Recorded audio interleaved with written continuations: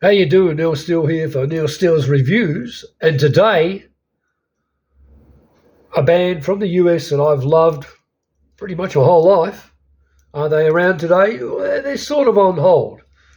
They've put out some great albums. They've had two eras, where they had the drug-fucked era of the 70s to the mid-80s.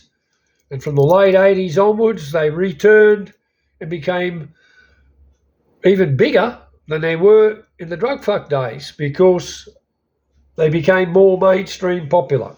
The band I'm talking about is Aerosmith, and this is their 8th album, Done with Mirrors, which is the final album that the band did in the drug-fucked era. And personally, I like both eras of Aerosmith, but I do prefer, the coke-filled days, pretty much. I mean, that's why Done with Mirrors as a title is fucking... it's a sense of humour, hey? I really dig it. It's a great album for a lot of reasons. There's lots of people who dismiss it and don't think it's very good at all. Well, you need to clean your fucking ears out because it's a great album. It's the end of their notorious era. And as an album go, the songs are there. The production by Van Halen's producer, Ted Templeton, is fucking definitely there because he stripped it right back. And what you get in the studio is the band in the studio playing. And that is fucking so cool for a number of reasons because it really gives it that dirty edge like they should be. I mean, back in the day, a lot of people, American media more so probably than anyone else, used to compare Aerosmith and say that they were the America's answer to the Rolling Stones. And there's some truth in that, definitely. I mean, the Rolling Stones have Mick and Keith. Aerosmith has Steve and Joe. And it's always been like that. So there's that sort of scenario happening. And look, they are a rock and roll band. There's no doubt about it, the same as the Stones are. But the Aerosmith are a little bit more dirty. And that was always my, that's always been my love about the band and the appeal of them to me was that, had that. I mean, Stephen Tyler's a fucking great singer. I think he's got some fucking shit-hot lyrics. Joe Perry's a good guitar player. It looks cool. The band play well. All the other guys that have been in the band over the years, the original members. This album, of course, was the first album that both the guitar players returned to the band. Because, excuse me again, Joe Perry fucked off after they did 1979's Night in the Ruts, which was, album number 6. Because, the abuse and On the Road and all that crap, I don't know, and he did his solo thing for a few years.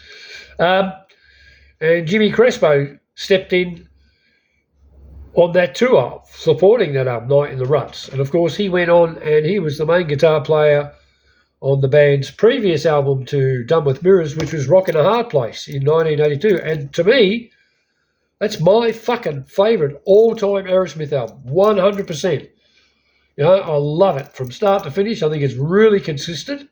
The same as this is very consistent. And let's be brutally honest, if you go back to Aerosmith's albums, even the big ones from the 70s, like Toys in the Attic, Rocks, Draw the Line, Night in the Ruts is fairly consistent.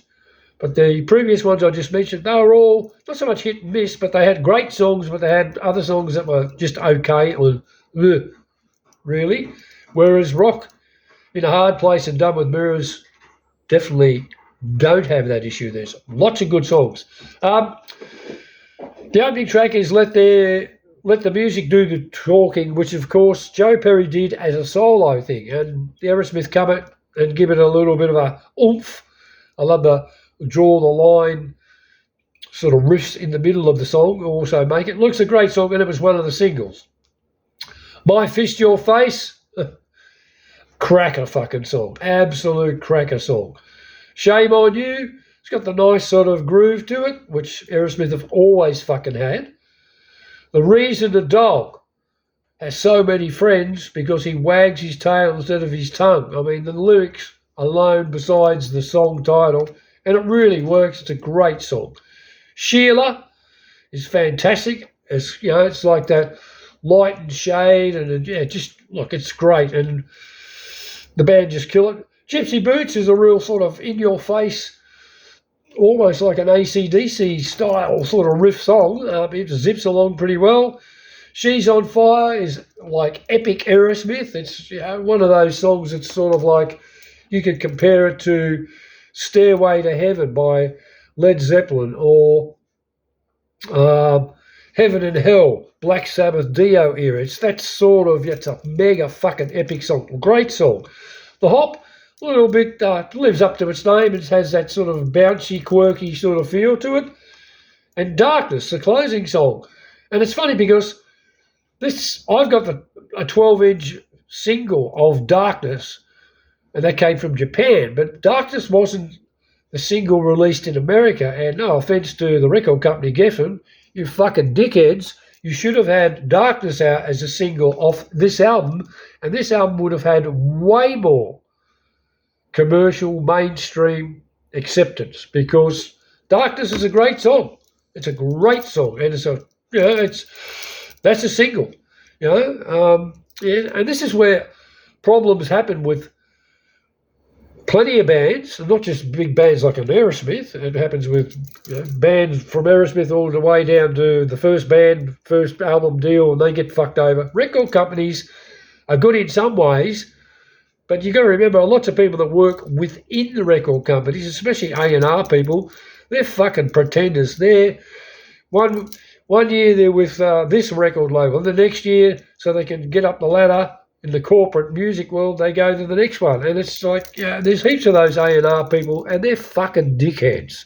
And that's what screws up so many bands. Anyway, sorry, a bit of a rave there, but I get pissed off because this was a great album. It's on a big label. Well, big label now, but back in the day it wasn't. It was only a small label because Guns N' Roses hadn't fucking hit pay dirt.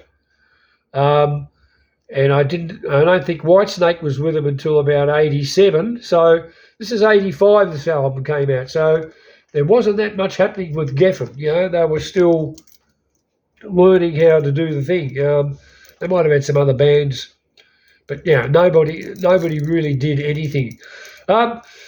As far as an album goes, like I said, Ted Templeton produced it. It's fucking, to me, I reckon it's fucking 9 out of 10. It really is that good. And it's a fucking great sequel to the previous album, Rockin' a Hard Place, where, of course, the two guitar players, as in Joe Perry and Brad, what's his bloody name? I've forgotten his name. Brad, where are we? Brad Whitford. They weren't involved. But Rockin' a Hard Place, and Joe Perry's even fucking said it. He reckons it's one of the best fucking albums the band Aerosmith have ever released, and he wasn't involved in it. Right? So that's saying something from him, because it is. It's a great fucking album.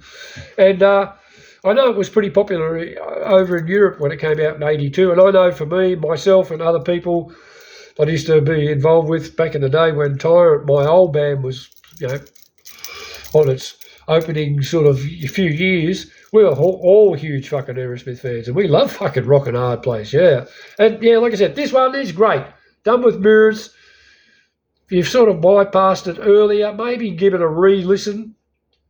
And the production by Ted Templeton is excellent. It really is. It's probably the dirtiest sounding album that they've had, but in a positive way. It's a great, really. They're just on song here. And of course, the next album that they did was the one that catapulted them to big fame via Geffen. And they became mega successful via Permanent Vacation. Had a number of, 2 or 3 hit single videos off it. And so this is where it all started. But they were still a little bit dirty as far as they weren't clean yet. So it was on the way. Great album. Cheers. Catch you next time.